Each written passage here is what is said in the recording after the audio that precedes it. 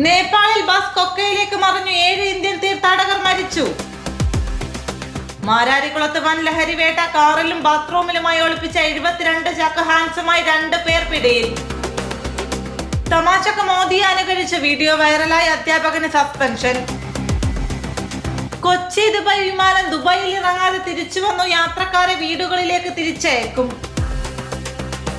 5 വിരലോട് കൂടി കോഫി കുടിച്ചിട്ടും നെതന്യാഹുവിന്റെ പുതിയ വീഡിയോക്ക് രക്ഷയില്ല. 100% ഡീപ്ഫേക്ക് എന്ന് ഗ്രൂപ്പ്. സോഷ്യൽ മീഡിയയിൽ വൻ ചർച്ച. സ്വന്തം ഇഷ്ടപ്രകാരം കാര്യങ്ങൾ ചെയ്യുന്നു സ്വാമി സച്ചിദാനന്ദ പമ്പര വിഡ്ഢി എന്ന് വെള്ളാപ്പള്ളി.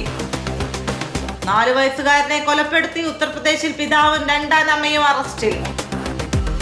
ഇത്രയും നേരത്തെ തെരഞ്ഞെടുപ്പ് തീയതി പ്രഖ്യാപിച്ചത് പ്രചരണ സമയം വെട്ടിക്കുറക്കാൻ വേണ്ടി. തെരഞ്ഞെടുപ്പ് കമ്മീഷനെതിരെ KC വേണുഗോപാൽ.